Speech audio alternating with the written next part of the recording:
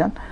এই মেসেজ একটা গণতন্ত্রের প্রতি মানুষের আস্থাকে নুড়িয়ে দেয়, এটা আজকে অস্বীকার করা যাবে না। ইন্ডিয়া স্লোগানের ভিত্তিতে উনি ইলেকশনটা রাজনারায়ণের কাছে হেরে যাবার ফলে এলাহাবাদ হাইকোর্টের বিচারপতি মারাত্মক সাহসী রায়টা যদি না দিতেন, দেওয়ার ফলে এবং কয়েকজন সিদ্ধার্থ শঙ্কর রায় বুদ্ধি পরামর্শে এমার্জেন্সিটা করে দিলেন, ভারতের গণতন্ত্রের সমস্ত ধারণাটা চলে গেল। একজন ব্যক্তি তার ক্ষমতায় থাকার জন্য গণতন্ত্রের সমস্ত প্রতিষ্ঠিত নর্মস, সমস্ত প্রতিষ্ঠিত আইন ধ্বংস করে দিতে পারে, অপোজিশনকে জেলে ঢুকিয়ে দিতে পারে। এটা হতে পারে, মানুষ ছুঁড়ে ফেলে দিল। আমি বলছি মানুষ আর দলের মধ্যে একটা কন্ট্রাডিকশন, এটা আমি বলবো আছে, যেটা দীপেশ চক্রবর্তী তার একটা লেখায় বলছে দু ধরনের নাগরিক আছে। একটা হচ্ছে প্রেরোগেটিভ, যারা পেডাগগিক নাগরিক, যারা লেখাপড়া জানে, আমার আপনাদের মতো একটা লেখাপড়া জানা এলিট। আর একটা হচ্ছে পারফরমেটিভ সিটিজেন, যারা অভিজ্ঞতা থেকে বলছে ভয়ঙ্কর। এইটা কিন্তু আমাদের গণতন্ত্রের সবচেয়ে বড় দিক। দল থাকলেও, দলের চাপ থাকলেও আলটিমেটলি মানুষ যে একটা পুরো সরকারকে উল্টে দিতে পারে। তুমি ডায়ট করবে, ফিরে আসতে পারবে না 5 বছর। তুমি গণতন্ত্র কেড়ে নেবে, নাচবন্দি করবে, বন্দিদের জেলে রেখে দেবে, তুমি ফিরে যাও, তোমাকে ক্ষমতায় আসতে দেবো না। এই লোকের পারফরমেন্স, সেখানে আমরা যদি বোঝাতে পারি, দলের বাইরে আমরা রাজনৈতিক আছে, হিউম্যান রাইটসের একটা পলিটিক্স আছে, রাজনৈতিক মানুষেরও একটা পলিটিক্স আছে। তো আমরা যখন নাগরিক সমাজ থেকে বোঝাই এই রাজনৈতিক সমাজ অন্যায় করেছে, কি অন্যায়টা করলো এবার দেখুন, যে উনি বলছেন টেররিস্ট স্টেট, আমি ওনার সাথে একমত। Indian state is a terrorist state. যে দুটো বিল আনলো, কোনো আলোচনা হলো না, পার্লামেন্টে বোধহয় 45 থেকে 75 মিনিট আলোচনা হলো, বিলটা পাস করে নিয়ে বেরিয়ে চলে গেল। লোক বুঝলো না, লোকের সাথে আলোচনা হলো না। তারপর ইউ ক্যান বি অ্যারেস্টেড, আপনি সাংবাদিক, ধরুন আপনি একটা গোপন সংগঠনের তথ্য নিতে গেছেন, ইউ উইল বি অ্যারেস্টেড। একজন ডাক্তার না জেনে কাউকে এথিক্স অনুযায়ী চিকিৎসা করিয়েছে, সে যে কোনো terrorist, he will be arrested. TADA প্রোটার অভিজ্ঞতা থাকা সত্ত্বেও এই টেরার বিলটা দল পাস করে দিল, রাজনৈতিক সমাজ পাস করে দিল। আমরা নাগরিক সমাজ কিন্তু বোঝবার আগে আমরা আমাদের অধিকারটা হারিয়ে দিলাম। তাহলে আমাকে দলের বিরুদ্ধে নামতেই হবে, গণতন্ত্রকে রক্ষার জন্য দলের বিরুদ্ধে নামতে হবে। এইটা মানুষের হিস্টোরিক্যাল রোল।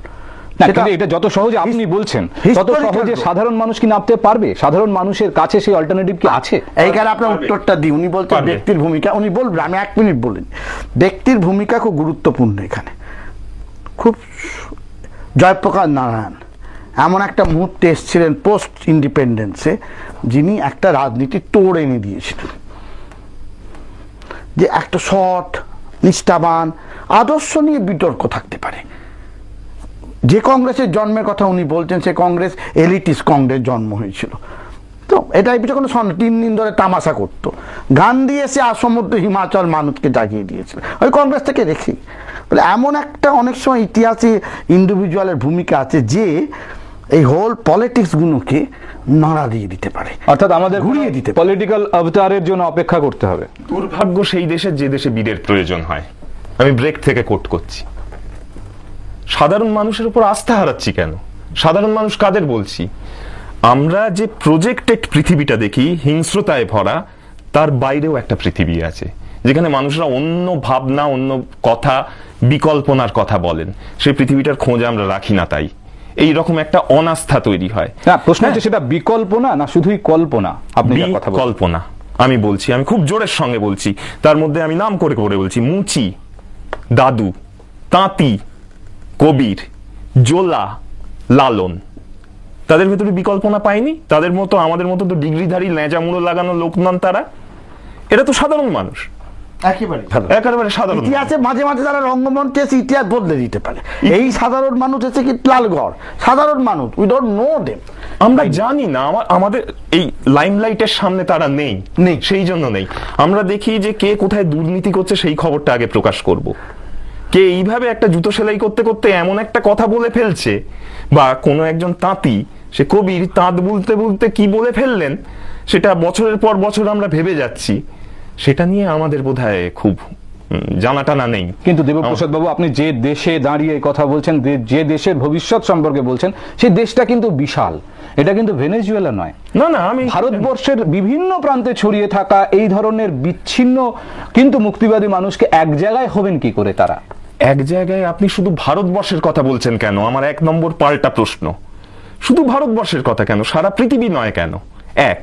আবার আমি একটা অভেদের কথা বললাম, আইডেন্টিটির কথা বললাম, মানব গোত্রের কথা বললাম।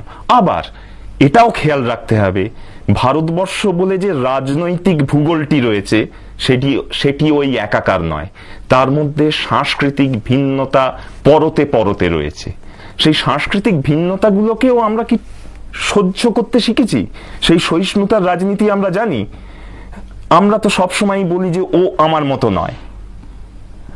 এই জায়গাটাও আছে। এই যে ভারতকে একীকরণ করা, ভারত প্রজেক্ট, এ তো বিজেপির দিকে চলে যাবে, জাতীয়তাবাদের একটা উগ্র রূপের দিকে চলে যাবে এই একাকার করাটা।